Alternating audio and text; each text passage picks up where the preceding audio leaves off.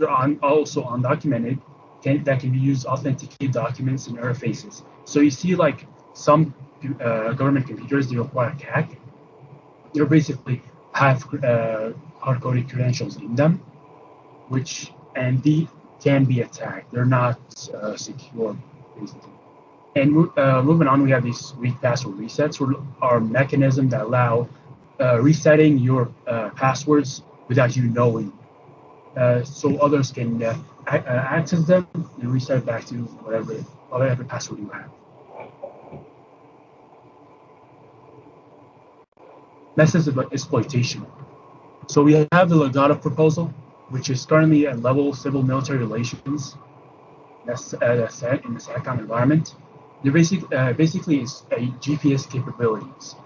It would move it from hardline to a wireless server, which for the civilian sector, it means that basically your internet connectivity would be twice or much faster, because your phone would have the ability to get signals much quicker.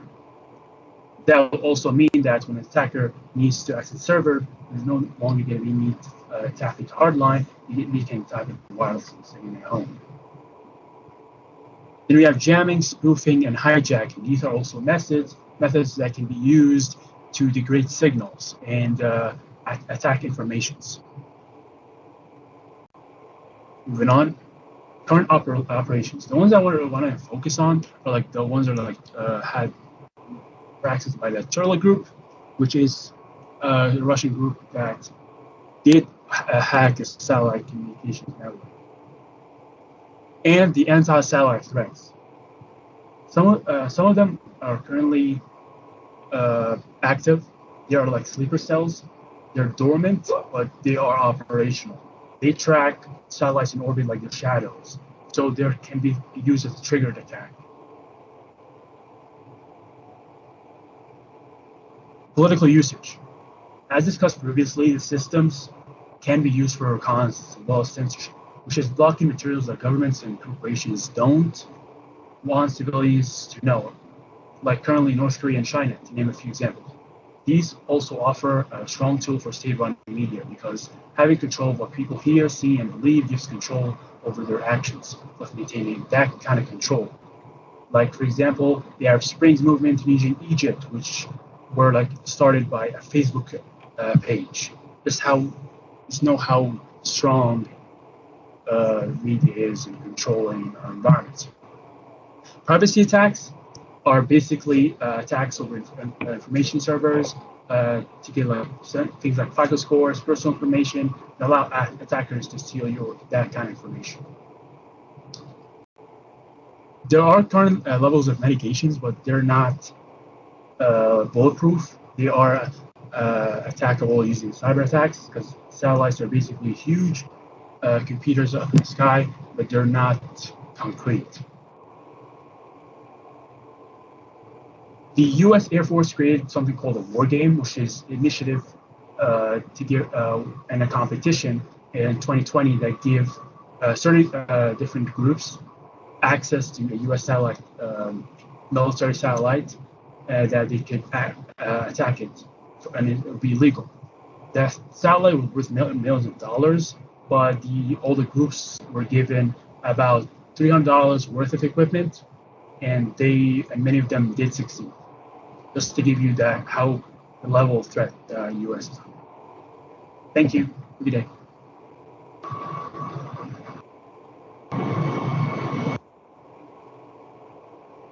Thank you, Karim.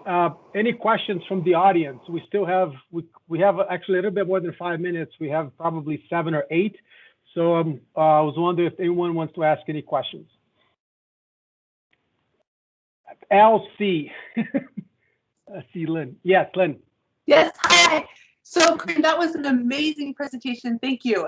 And a lot going on there, a lot of things that made me worried. So I'm wondering, Karim, as you're doing this, what keeps you up at night? What of all those threats are you personally most worried about, and do you think is the most dangerous? For me, it's that, well, the internet, once you put something on, you can't take it away. And that we spend so many millions of dollars to send these satellites up in the sky.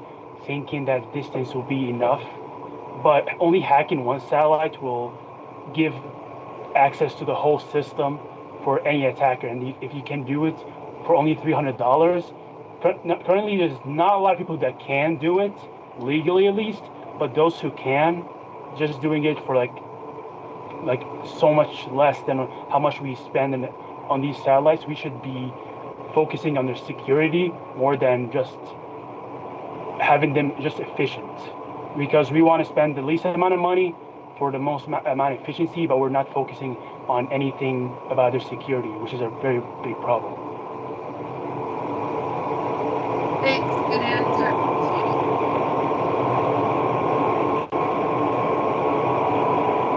Sophia. Yes, okay. Ahmed, I loved your presentation because it kind of goes perfectly with what I'm going to talk about, which is anti-satellite weaponry. And so you talked a lot about like the non-kinetic means of attacking satellites, and I was just wondering if you think that kinetic like satellite weaponry, such as like people always throw around the example of launching sand up into space. Do you think that that's going to be an issue, or are you more concerned with the non-kinetic means such as jamming, hacking, and the things you kind of addressed? The non-kinetic means, they're what you can do right now, but there's of course things like debris in the sky.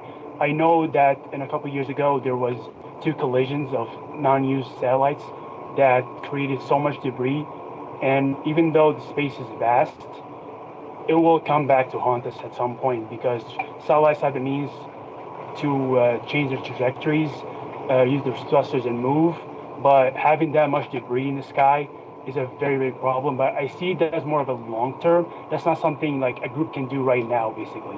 But I do agree with you, it's a big problem. Karim, there's a question in the chat. I think you can, it's probably the last question for this particular session. If we have time at the end, we can have more, but so the question is that a war that the U.S. can win, or will hearts and minds be lost so quickly that will be defeated in the opening salvo?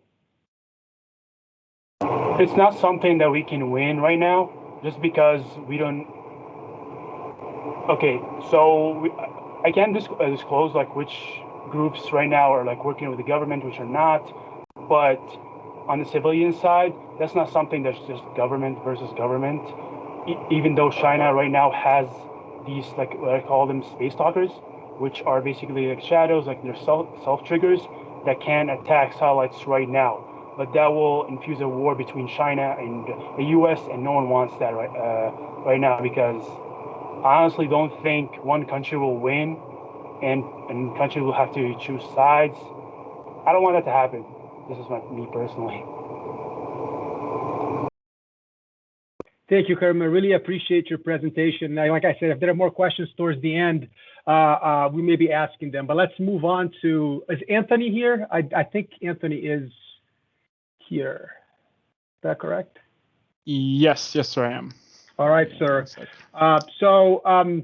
Then our next presenter is Anthony Jacques, and he's going to be speaking about U.S. strategies to mitigate corruption in Brazil. Yes. All right. Good afternoon, everyone. Hope everyone's doing all right. Let me just go ahead and get this presentation set up. 1 second.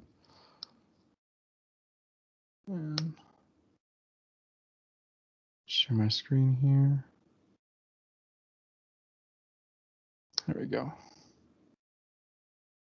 Can you guys see that all right? Yep. All right. Okay. Still load here. Awesome. Okay, so yeah, I'm going to be talking about strategies to mitigate corruption in Brazil, and specifically why this is actually a pretty important topic and issue for the United States. I know a lot of the focus has been on, right now, especially with the stand-up of the Space Force and CENTCOM, but this is a pretty pressing issue that the United States should at least consider. Okay, so yeah, I'm going to go over pretty much the part 2 is going to be the importance of why, and then I'm just going to pretty much go down from there. All right, so essentially what's going on is Latin America influence in Brazil has been neglected by the U.S. since about the early 2000s, and Southcom is, U.S. Southcom is probably the combatant command that gets the least amount of funding, and it's just kind of thrown to the side just because a lot of other issues get more attention. And then even within that sector, within Southcom, within South America, Venezuela has been the big focus with Nicolas Maduro being stood up there and Russian interference being put through there. So the corruption in Brazil hasn't really been talked about as much, and its impact on the United States hasn't really been brought to the spotlight. So corruption is a huge issue, especially within South America, but specifically in Brazil. They have had 2, if not more, presidents so far, which I'll get into, that have been essentially ousted because of the corruption that's been going on, and it has been affecting their GDP significantly. In addition, you have a lot of GDP only measures, like the economy and whatnot, but the quality of life of the citizens within Brazil is also going down because of the corruption, and they don't really have the attitude that should be existing in order to get rid of it, which again I will get into in a little bit as well. So the importance of the issue, again, we've kind of been harping on that. So the most important advantage in the Western Hemisphere is strong partnerships founded on shared democratic values. We will lose Southcom to other influences if we don't take a stand. That's kind of how this is kind of going. And if we kind of keep assuming that our democratic liberalism strategies are going to keep working, where we kind of are laissez-faire and just kind of assume that we have a close partnership with them, we have to realize that those states are looking out after themselves, especially Brazil is kind of this actor that is focused on making sure that it is, surviving itself and doesn't as much worry about the United States. So if they see deals from China or Russia that will help them, they logically and rationally will take those deals. Some examples include, the Brazil, Russia, India, China, South Africa economic trade agreement. They got some help recently with the coronavirus from China and Russia instead of the United States. So that influence is a big issue for the U.S. And corruption mitigation is a strategy, a way to be able to influence Brazil, but also in a positive way. So what I went ahead and did was I looked at 3 main variables in this, and essentially I analyzed a few strategies from the past that the United States and the international community used to mitigate corruption through foreign corruption. So I looked at the effectiveness of the strategy in stopping and mitigating corruption and the benefits and costs to the U.S. or the international community, and kind of measured those 3. And then eventually, throughout that, I measured those and then created a policy recommendation that kind of morphed those 3 together. Okay, so yeah, these are the 2 presidents. So President Rousseff on the left in that picture, and then President Lula on the right. So essentially, some background here is, you can see Brazil's ranked 30 out of 100 on the corruption scale, and they have a lot of issues in their judiciary system. They call it kind of a black box because while they have some recordings of what goes on, a lot of it is kept internally, so you don't really know how the corruption is being furthered. Additionally, there's the Obradec and Petrobras scandal, which essentially Obradec is a Brazilian company that was started by Brazilian Germans. And what happened was they were found essentially bribing President Lula, and it just caused a giant issue where they were caught in this huge bribe scandal with Petrobras, which is the petroleum company in Brazil. And then Rousseff was also found illegally moving money between government accounts. So those are 2 top leaders within Brazil over spanning a lot of time that essentially were clearly corrupt. So with Operação Lava Jato, essentially as Operation Car Wash, it was Brazil's focus on trying to clean that corruption. So when the new president, Jair Bolsonaro, came into power, he went ahead and instituted this operation, and it was essentially to try and clean everything that was happening in Brazil from the top to the bottom. And it was decently effective, but one of the negatives is that it was eventually disbanded just because of everything that was going on and just kind of lost funding, which I will talk about later in my policy recommendation to kind of make sure it doesn't happen again. So strategy 1 that I looked at was just foreign aid and foreign assistance. And you have the United National Connection Against Corruption and the Foreign Assistance Act of 1961 from the United States. And essentially what that does is it allows the U.S. to give funds to foreign countries to kind of help them and also combat corruption. But the biggest issue with this is that it can kind of contradict itself, which is why you need political will within the country so that they don't use those funds, they don't misappropriate those funds, and essentially worsen corruption in there. So you give them the money and they just kind of keep it and worsen what's going on in the country. So it's not as effective by itself, just because it could reverse it or only have small scale effectiveness. The benefits to the U.S. are that it's a very broad strategy. It's not specific to like a specific country. It can be used with any country, right? And it can influence some foreign policy. Some costs are that it can exacerbate corruption and just the cost of funding actually paying for it. Strategy 2 was internal and international laws, so mainly focusing on the FCPA, the Foreign Corrupt Practices Act. So the focus on that is to mitigate bribery, and that actually has two main two main focuses that it focuses on. Essentially, the first one is bribery itself and make sure corruption doesn't happen, and the second, which supports the first, is accounting principles. So very strict accounting, where they go step by step and make sure everything is accounted for. So by having strict accounting principles and strategies, it mitigates corruption because you can find out if something's just not lining up. And the important part is that it extends past U.S. companies and covers foreign companies that are doing business with the United States. So they're technically held under United States law. So if there's something found out, the U.S. can deal with it. So the benefits to the United States are that it does maximize profit by minimizing corruption, reduces competition or corruption, reduces inefficiencies that reduce competitiveness and increases bargaining cost. The costs are the potential loss of contracts that happen with this, just because you have some companies will only operate with corruption, right? So you might have countries that just won't trade with you. And the effectiveness, so it's pretty decent. Well, in the short run, the FCPA does not aid as much in corruption, especially if bribery occurs. But in the long run, in tandem with other strategies, it was found that it was actually pretty decent. And it helps a lot with U.S. businesses and U.S. humanitarian initiatives. And then the third strategy that was looked at was international organizations like the Organization of American States, the International Commission Against Impunity in Guatemala. So these organizations are already set up and have certain strategies to help with corruption.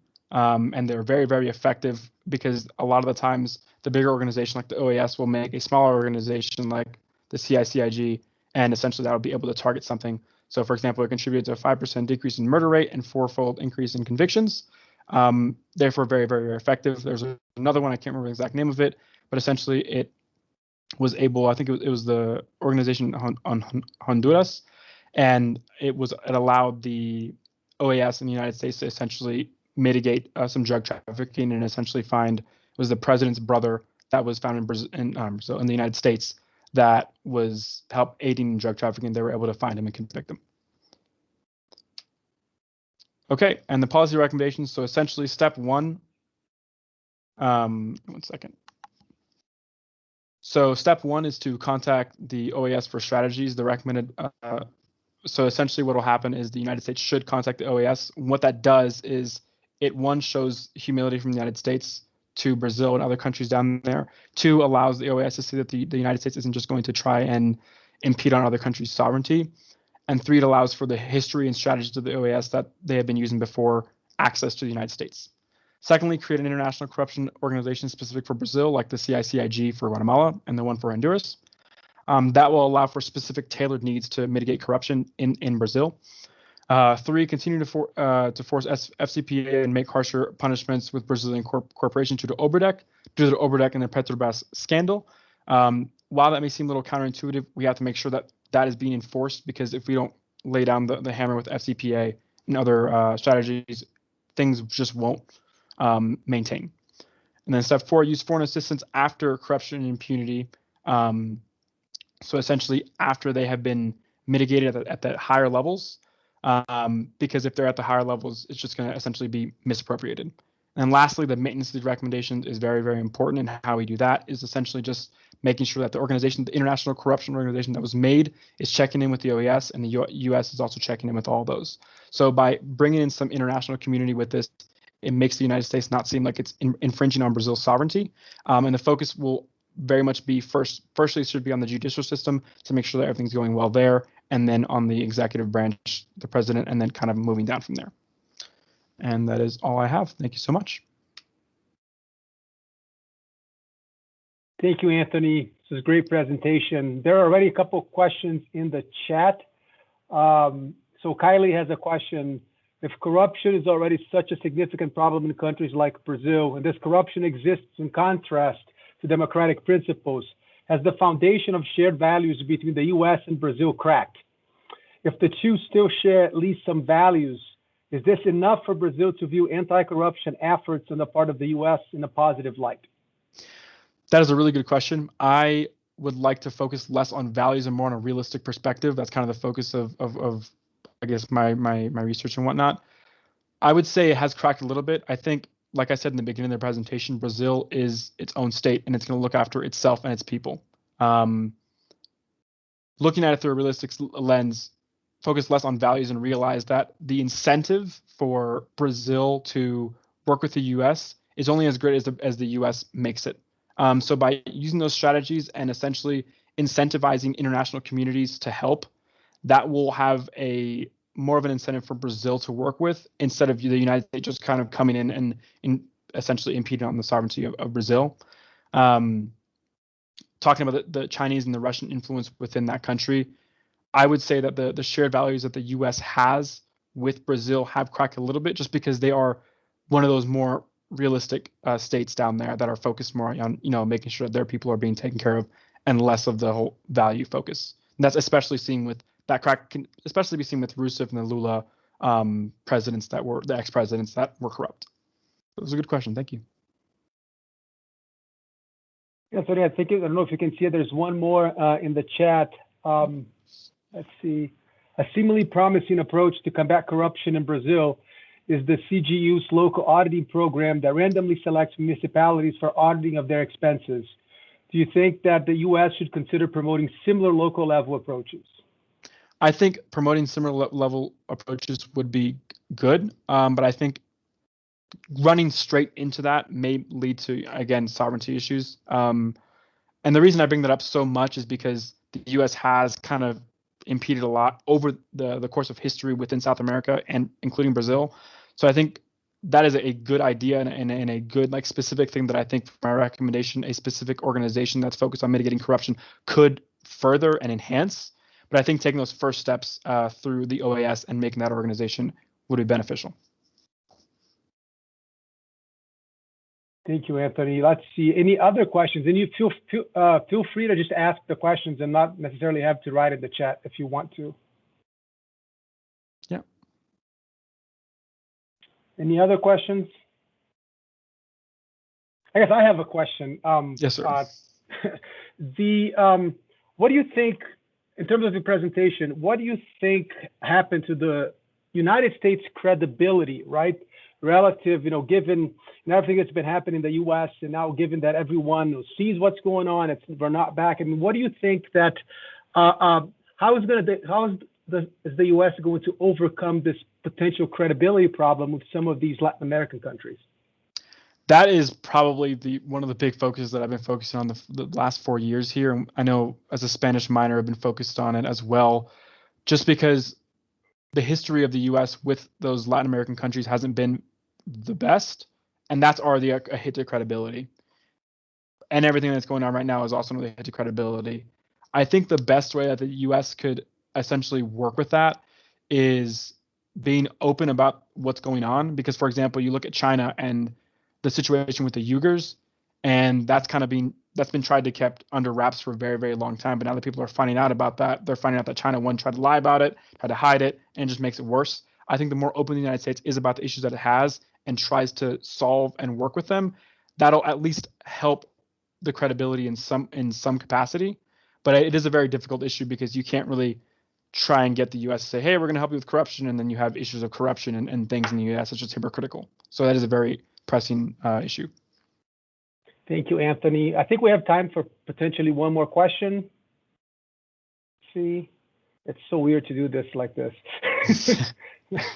I think Miriam's potentially writing something in the chat. Let's just wait for a couple of seconds. Let's see. What are the next steps in my research? Yep. So I don't know, my teams went weird. Okay, there we go. So mainly focusing right now on, I guess, what's the word? The ability to actually create that international organization and kind of seeing what I can, or what the U.S. actually can do, but legally for both the United States and Brazilian law, and then through OAS. Right now, it's just a general idea and recommendation, but kind of being able to flush that out. And I would like to focus my research a lot on how the U.S. mitigation of corruption in Brazil helps and how it can essentially block Chinese influence, and kind of focus more on that, just because they have a pretty strong foothold within South America. So that's kind of where my research is going. Thank you for the question, ma'am. All right, Anthony, thank you so much. If there's time at the end, you may have to come back for more questions. Yeah, no problem. Thank you, sir. All right. Our third presenter is Kylie Stronco, and she'll be presenting an assessment of military politicization in Brazil. Kylie, it's all yours. All right, thank you so much. I'm going to pull some slides up here real quick.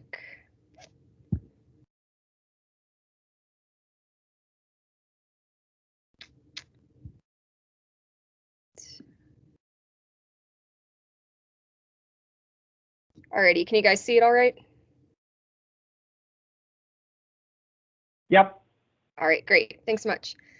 All right, so I'm going to stay on the topic of Brazilian politics here for a bit.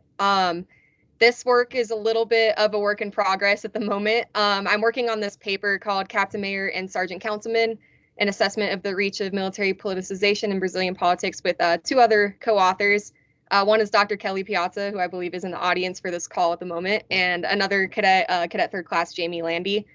And they're more of the data wizards here, so I will be focusing more on just the general importance and context of the problem at hand, and just some preliminary results that we've found already. So just an introduction to the problem that we're focusing on. In the context of Brazilian politics, as you can tell from the title, we focus a bit on President Jair Bolsonaro's reputation so far in his presidency. And he's earned himself a reputation for bringing back some politicization of the military that hasn't been seen for some time, with members of active duty members and reserve members of the armed forces coming into the political scene in large quantities that have not really, they're higher quantities than were even seen during the military dictatorship. And what's really interesting is that it's turning into sort of a national level drama, as Brazilian military leadership has shown that they're pretty opposed to this level of politicization that they're seeing in the military. And we've seen recently, in particular, members of the armed forces that are in these high-level national positions that President Bolsonaro appointed them to. We've seen some resignations because they have reservations about where the administration is heading. And we've seen some people removed from their positions as well for potentially not showing the level of loyalty or expressing discontent with the level of politicization seen in the military under the Bolsonaro administration. And so really the main point of this paper is to look and see what sort of extent this national level drama has into local levels of politics in Brazil, to see what sort of implications there might be for the strength of democracy in Brazil. And so this is mainly because we see in a lot of literature that the civilian leadership of the military and the absence of military politicization as a result of that civilian leadership are pretty fundamental democratic norms. But we do see that these norms are broken relatively frequently in Latin America, as governments and the population search for stability, especially in moments of crisis, which we're in a pandemic right now. And there are high levels of trust in the armed forces in Latin American societies. And this military option for problem solving is pretty enticing because of this high level of trust, especially in comparison to the low levels of trust there are for democratic institutions already in place. So we see governments like the Bolsonaro administration reaching for that support of the military and using that military option for their problem solving and for, political crisis solving. And it's pretty much to the detriment of democratic institutions because they never have the opportunity to do the problem solving themselves. And so they are weakened relative to the armed forces. And so we really want to see, with like searching to see the extent of this military politicization into the local levels of government, shows us to what extent the democracy in Brazil might actually be under a threat of any sort. So this, I've already kind of touched on it, but our research question in this case is if this national level politicization of the military and the public's perception of this politicization is extending into local levels of politics. And we look to answer this question by looking at campaign strategies, in particular of local level candidates. And so we look at how many of them are using military titles or military affiliation in their campaigns, primarily in 2016 and 2020 to compare between the Bolsonaro administration or the time frame in which Bolsonaro has been in office versus the presidency before him, to see if there's any correlation between his national level politicization and any sort of politicization of the military in the local level of governments. And our first hypothesis here is that this number of military affiliated candidates in local elections will be greater in 2020 than in 2016. And we do have some results for this hypothesis. And the other two are more, our hypotheses still more in the works at the moment, based on the data we have available to us. But we also predict that this municipality level support for Bolsonaro in his 2018 presidential election, as well as the affiliation with right-wing political parties, would help explain the circumstances under which those military affiliated candidates contest their local level elections. And lastly, we predict that military candidates contesting the local elections in 2020 will not be likely to win their elections. And so our results are mainly still in progress, but these two graphs that Dr. Piazza created at the bottom are some preliminary results that are pretty shocking, in my opinion. We do see support for our first hypothesis that there is a pretty significant increase in the use of military affiliated titles in the local level elections. The graph on the left, it shows the mayoral candidates using military affiliated titles.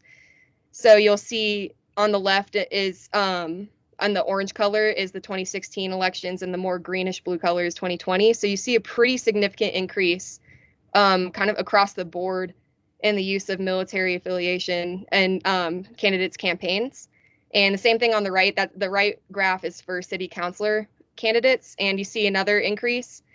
And we're still working to see if any of these titles with an increase in particular has any sort of significance, because there are a few different titles that have a pretty huge jump. So we're trying to see if this has any significance as well. But just from the outset, we do see that at least for the candidates that are running for office, they're picking up on this national level politicization of the military and using it as a campaign strategy, and potentially hoping to see if the use of military affiliation will help them succeed in their elections. And so, like I mentioned already, this is a pretty preliminary result, and we're still very much in progress with this paper. But it's just, we already are seeing pretty significant results with just the candidacies and the use of military affiliation with personal politics. And we hope to see if this will have any sort of significant implications for the democratic institutions in Brazil as we look at those election results and see if military affiliated candidates in the local level of politics are largely being punished for their use of military affiliation. And so hopefully also once we find out what these how much success these military affiliated candidates are seeing in the local level of politics, we will be able to come up with some strong policy implications and see if there is any role for the United States potentially in helping with this problem. And that is all I have, and I look forward to any questions. We have lots of time for questions. So does anyone have any questions?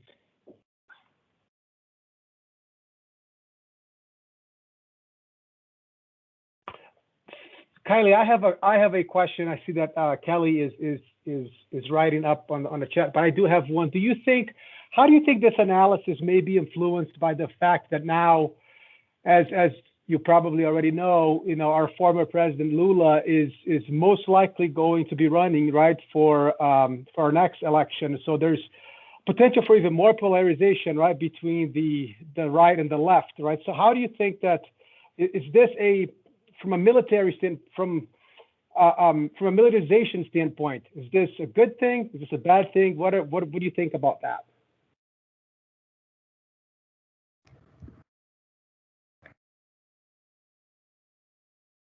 My microphone would not unmute, so that's fine. But yeah, that is a really interesting. I think that's going to really throw an interesting wrench in the upcoming election. I think. Can you repeat your question one more time? I just want to make sure I answer it the right way. Correct. So when Jair Bolsonaro started as president, right, the presumption was that Lula was going to jail, right? I mean, he was indicted and was convicted, right? And that conviction was overturned. So now, from being a convicted felon, he's now going to most likely be a candidate for president, right? With a lot of support, right? From so you could assume that causes some even further polarization, right? So my question is, if this is true, there's more polarization, right? Is this going to impact, right, the militarization, like the local militarization, right? Is this a good thing? Is this a bad thing? That's what I'm trying to figure out. Like this, is the Lula effect, is that going to matter? So in my opinion, I think it kind of depends on if the Brazilian public decides to affiliate the military strongly with President Bolsonaro. Because I think if they're still considered more separate entities, like if the military is still held in high regard and this polarization increases, I think we'll see maybe even more increase in this military affiliation in local politics and in national politics, just because I think people will seek that sort of neutral leadership rather than something so polarized that they're already seeing. But I think if the military ends up being more related and affiliated with President Bolsonaro, then we might see it, or there could be potentially like an increase still in the number of candidates using military affiliation. But I think we'll see more punishment for those using military affiliation if the military is associated with President Bolsonaro. Thank you, Kylie. There's a question in the chat. Let's see. Do we see Brazil's active duty members delving into politics?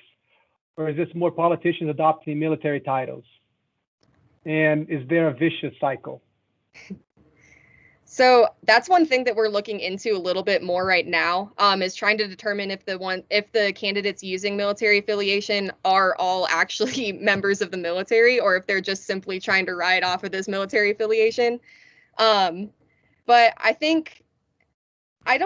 like we don't necessarily see as many active duty now getting into politics. I think initially under the Bolsonaro administration we saw some, but I think there is kind of this identification that there might potentially be a vicious cycle, and I think there's kind of like some pullback now on the part of the military. I don't know if that answers the question all the way, but there's a follow-up question. Let's see. I'm having trouble with how does this comport with the history of military dictatorship in Brazil? Is this expansion possible because many of the people who experience military dictatorship are passing away? So that was why I kind of, Dr. Piazza and I kind of talked about this project a little bit more last year, and that was one reason why I wanted to get into it, is I thought it was kind of an interesting problem that it was even a problem in Brazil, considering their history. I really thought that many would be kind of against bringing the military into the political scene because of their history. But one thing I noticed is that there were some polls already conducted within the Brazilian public that were kind of looking at this level of politicization in the military and just asking general public opinion on whether or not people were in favor of it. And it seemed like the majority of those at least polled were not in favor of it. So I don't know how many are actually, I don't really know necessarily why these local level politicians are seeking to use this military affiliation at the moment, because it doesn't necessarily seem like the public is offering this support for the military coming into the political scene. But what I figure is that there's just this, it's still the fact that so many people trust the armed forces as an institution.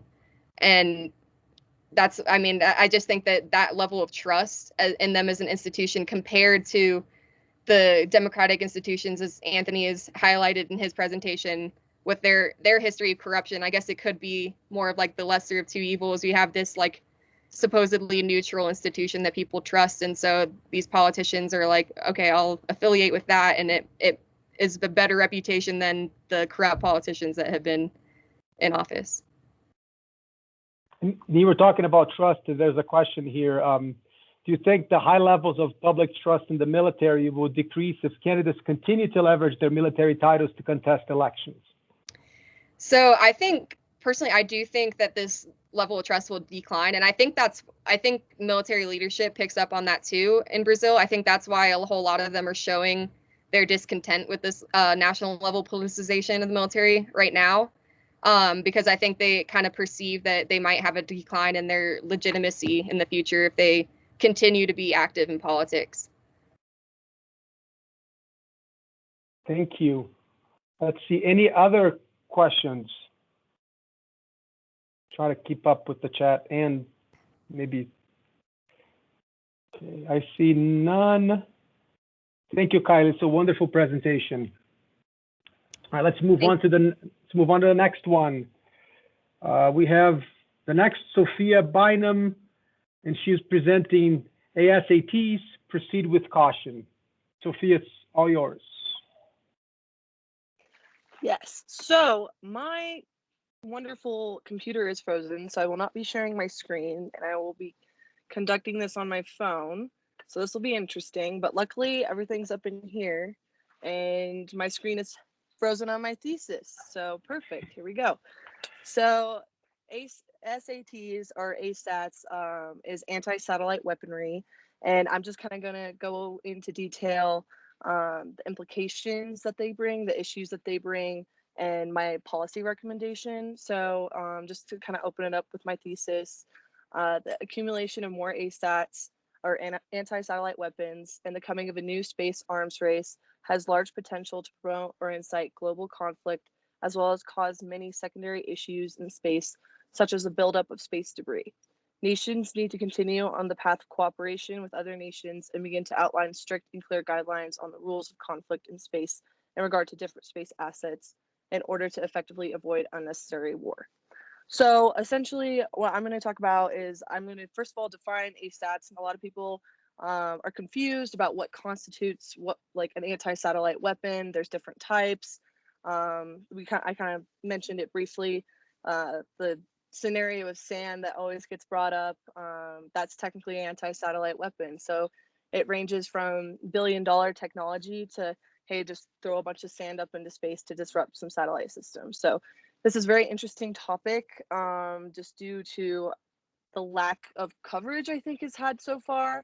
A lot of the people that I've discussed with, there's a girl at Harvard who is working on covering her whole like final paper similar to me, and we've been discussing things together. And it's just interesting, like the honestly lack of coverage that this topic has caused, even though it has large potential to honestly spark like the next global conflict. So before we get into that, I want to talk about what ASATs even are. And I talked about this a little bit in Ahmed's presentation earlier. So there's two different types. There's kinetic and then there's non-kinetic. So kinetic ASATs is like the typical, ballistic missile, anything that can physically disrupt a satellite. So it involves breaking things. So pretty straightforward. Kinetic ASATs, he didn't really cover that a lot in his presentation. He covered more non-kinetic means, which involves hacking, jamming. Usually it doesn't involve actually destroying the satellite, and it involves more just inhibiting its ability to conduct its operations. So non-kinetic means cause a lot more problems. I'm going to go into the issue of space debris later on, but it's been interesting to see what types of means different countries use. Russia is more involved in non-kinetic ASATs, whereas the US and China have definitely been developing more kinetic type ASAT weaponry. And so it's interesting to see like how different countries like approach this issue and develop their own technologies. So kind of going into like the big three who are in space right now. So Russia, obviously, who was our big competitor in the 60s, still has not gone away. So now like they're developing lots of co-orbital anti-satellite weaponry, which means that they basically follow the same orbital path as our satellites, catch up with it, disrupt it, and kind of keep it close, keep close to our satellites by staying in the same orbital path as a way of disrupting it. Whereas China is developing lots of ballistic missiles. They've conducted several tests in space, and theirs is more on a kinetic means than non-kinetic. So obviously this is a lot of cause for potential issues. So there's no real like, okay, so someone, again, back to that kind of sand scenario, if someone launches sand up into space, like, and it takes out one of our satellites, like, how do you respond to that? Or, you know, you conduct, like China in 2007, they conducted a anti-satellite weapons test that increased like the debris in space by over 20%. And it is almost hit the ISS, it is almost hit several of our satellites. It's like, once that happens, how do you hold those countries responsible? So kind of like the way that I have outlined it in my paper is the opportunity for misunderstanding is very, very high right now, but the lack of accountability is low, just due to lack of just policy and basically space law that says, hey, these are the do's and do nots. So I'm going to go into that later when I get to my policy recommendation, but it's a big problem that we need to address. So going into the second issue, so we kind of talked about global conflict a little bit. Second issue with ASATs is like accumulation of space debris. So right now we have no method, zero, of taking space debris out of space. So once it's up there, it's there to stay. And that has a lot of issues. So there's this thing called Kessler syndrome, or the Kessler effect, that once space debris like starts hitting each other, it breaks apart and causes more space debris, and then it accelerates, and it just is this never-ending cycle. And right now we're seeing that with a lot of space debris from former tests, like the Chinese one I mentioned earlier. Now India's testing, and our own tests in space, and let alone just accidents too that happen in space, like the ISS. They were trying to fix a part, and now it's like something breaks off, it's gone forever. Like, it's in space for good. And one of the issues that could be like is not so far away from us approaching is us reaching what's called critical mass. So once we reach critical mass, that means that basically it's almost impossible to conduct any operations in space. You couldn't have any space missions, you couldn't launch any new satellites without them running into different debris. So space debris, big issue, something that definitely needs to be addressed, and honestly will be one of like the most amazing and important inventions of, I think, our time, is figuring out how to remove debris from space. So, and then finally, my last problem with ASATs in general is that we're seeing a very bad trend where we are now no longer focused on exploration and research. We are now focused more weaponizing space, militarizing space. It's happened. It's happening despite what everyone says. We have a space force. China's space force. Like, the military is now like the #1 presence in space. It's no longer these companies like NASA.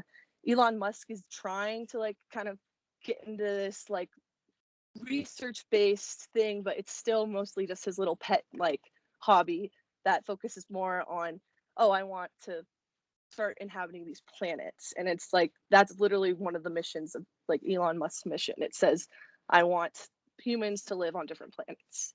Whereas NASA's mission statement was, oh, we're going to explore and we're going to research and we want to learn these things. We're seeing a trend away from that, and ASATs are a large part of that, just because it's taking that focus away from exploration. So, and then also like ASATs, like I mentioned before, just cause issues for major projects in space like the ISS. So yeah, like ASAT debris almost took out like the ISS, and it was barely mentioned, but that's like a huge deal. That would have been a catastrophic thing, not only just for the US, but for all of our like allied nations that are up there. Like, that is like a huge international project that we have that keeps good relations going. And if that project goes away, like, that is going to have major impacts on just international relations. So yeah, we have definitely turned away from being the #1 in discovery in space to the #1 in security.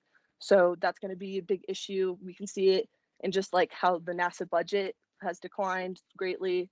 So that's just something to address. So finally, my policy recommendation for this whole thing, it's called the Outer Space Treaty. So that is currently the only policy besides the Moon Treaty, and it was drafted over 50 years ago, that outlines like the major laws in space. And so obviously we just need to update that. It's pretty simple. Like we need to bring in some modern verbiage. We need to outline and define what ASATs are and how we would address them. If there are issues like I talked about, when there's space debris or when someone collides with something or something gets destroyed due to an ASAT. Yes, so that's my paper. I'm sorry that I did not have any slides. No need to apologize. Thanks, Sophia. There's already a question in the chat from Karim. Let's see. Do you think sovereignty on Earth can be precedent for sovereignty in space for the satellites? That countries have the right to shoot down their own satellites, maybe for training aspects, or once they are up in orbit, they are there to stay, or go into an understanding that don't create more debris that will disturb others. So to address the first part of that, I think that establishing sovereignty in space is just going to be difficult, just because how do you define that? Like, do you claim an orbital path? Like, is it the satellite itself? Like, how do you own that? And then I think that is going to be very difficult to articulate, just because it's constantly moving. But maybe like we could define, okay, if you're on this orbital path, this belongs to the U.S. But once again, there's different advantages that come with certain orbital paths too, and so that could cause like a lot of tension there, because it's like, okay, how do you claim that?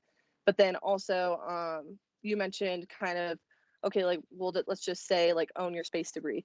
Yes, like I think that's what needs to be outlined in an updated version of the OST or Outer Space Treaty. But yeah, it just hasn't happened yet, just because they weren't thinking about this in the 60s. They were more concerned about, okay, we launched a person up into space, like, okay, if he gets stranded out in space, it's now your duty to go pick him up. That's the kind of things that they were talking about back then. So it's interesting to see how we have yet to really address a lot of these modern issues. Kylie, go ahead.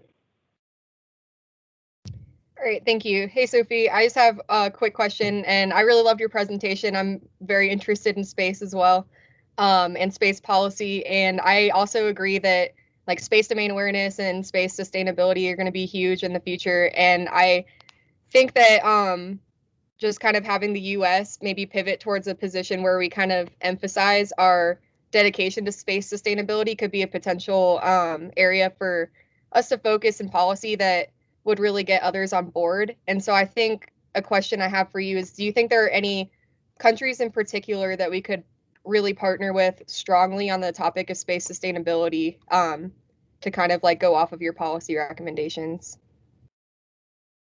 Honestly, yes. So I kind of briefly mentioned India. So in this modern age, we're seeing a lot. It's not just Russia and China and us. It's all these smaller countries, India, Japan, they want to get involved. And so, but with that, sometimes there is a lack of experience, and therefore there's a lot of more accidents when it comes to space, because they're just now stepping into this domain. So that increases the likelihood of like things like, okay, when they're testing anti-satellite weaponry, like releasing more debris into space. So if we partner with those smaller countries that are trying to enter into the domain, I think that will really significantly help this issue, just because we can kind of, hold their hand along the way and make sure that these things are being conducted correctly and with as limited debris or destruction as possible. Thank you. Anyone else with questions for Sophia?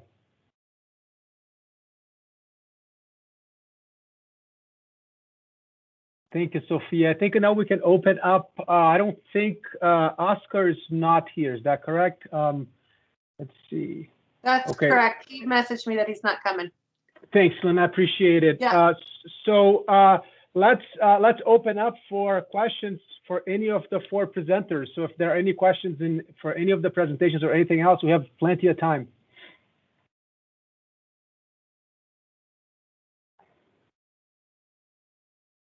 Let's see, maybe a chat question.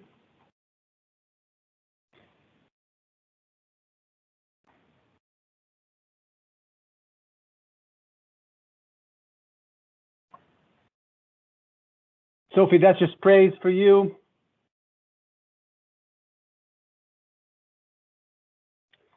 Any questions?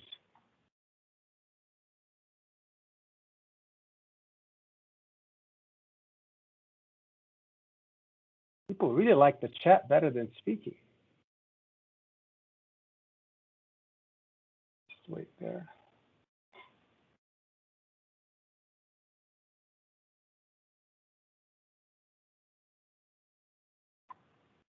Well, if there are no other questions, we can clap for all of our presenters. Thank you so much for doing this. We really appreciate the time that you took for you to prepare and present. Hopefully, everyone learned something today. Thank you so much, and I hope you get to enjoy this beautiful weekend. So thank you so much, and I'll see you soon. Thank you so much. Thanks, everyone.